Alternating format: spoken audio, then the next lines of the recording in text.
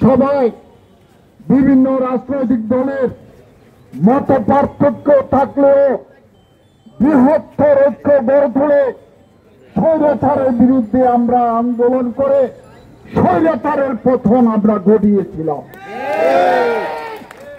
স্বৈরাচারের পতনের পর আজকে বাংলাদেশে সেই বিভিন্ন রাজনৈতিক দল আমরা অনেককে আমরা ধ্বনি শুনতে পাচ্ছি। বিভিন্ন দল বিভিন্নভাবে উস্কানিমূলক কর্মকাণ্ড করছে, উস্কানিমূলক বক্তব্য রাখছে।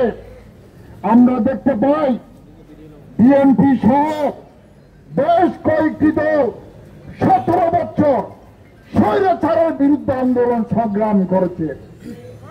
কেউ বলছে উস্কানিমূলক কথা বলছে। 16 বছর আন্দোলন যারা করেছে 6 মিনিটে তাদের আন্দোলন শেষ হয়ে গেছে, অথবা 6 দিনে। এই ধরনের উস্কানিমূলক বক্তব্য দিয়ে বিভ্রান্তি সৃষ্টি করছে, বৃহত্তর ঐক্যকে বিনষ্ট করে ষড়যন্ত্রের চেষ্টা করতেছে। উপস্থিত আমার ভাইরা, আমরা আজকে দেখতে পাই সেই এনসিবি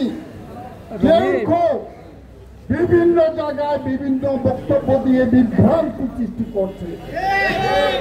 গত পরশুদিন কক্সবাজারে বিভ্রান্তিকর বক্তব্য দিয়েছে, গতকালকে বিভ্রান্তিকর বক্তব্য দিয়েছে। উস্কানিমূলক যে ইন্ধন সৃষ্টি করা হচ্ছে, আমরা এটাকে ষড়যন্ত্র হিসেবে দেখতেছি। বৃহত্তর ঐক্যকে বিনষ্ট করে আগামী নির্বাচনকে বানচাল করার জন্য এই ধরনের বিভ্রান্তিকর বক্তব্য দিচ্ছে বলে আমরা মনে করি। আমরা আমাদের স্থায়ী কমিটির সদস্য সালাউদ্দিন আহমেদের বিরুদ্ধে নিষেধাজ্ঞা করা হয়েছে। কোন কারণ নাই, যদি কারণ থাকতো তাহলে সেটা আমরা চিন্তা করতাম। এই ধরনের বিভ্রান্তিকর বক্তব্য দিয়ে দেশে নতুন ভাবে ষড়যন্ত্র সৃষ্টির পায়তারা করছে বলে আমরা মনে করছি। আগামী দিনে আমরা আমাদের দলের মাননীয় ভারপ্রাপ্ত চেয়ারম্যান জনাব তারেক রহমানের নেতৃত্বে বাংলাদেশের মানুষ টেকনাফ থেকে তেঁতুলিয়া পর্যন্ত ঐক্যবদ্ধভাবে আছে।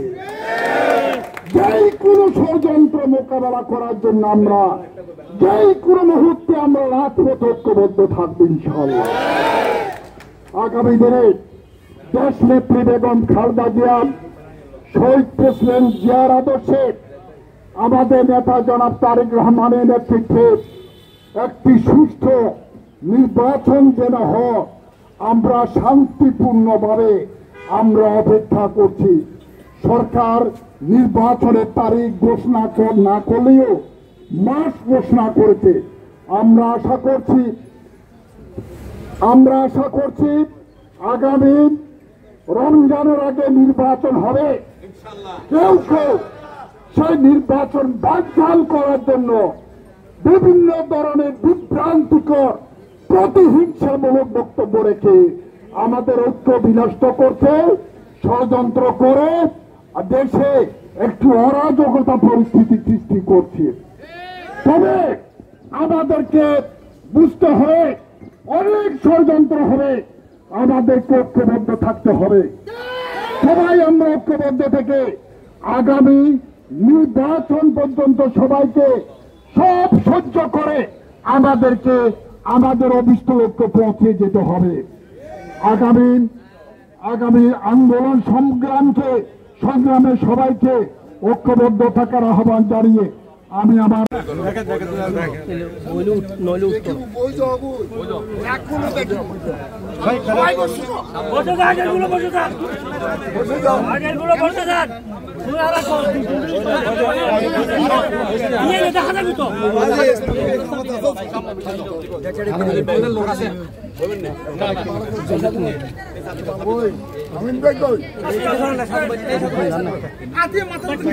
সামনে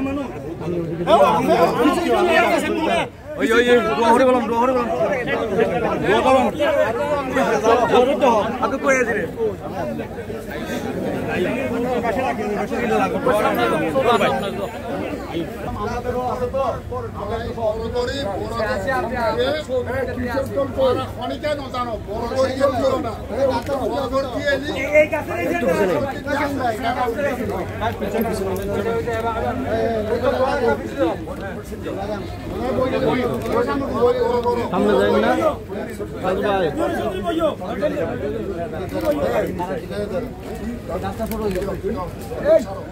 ভাই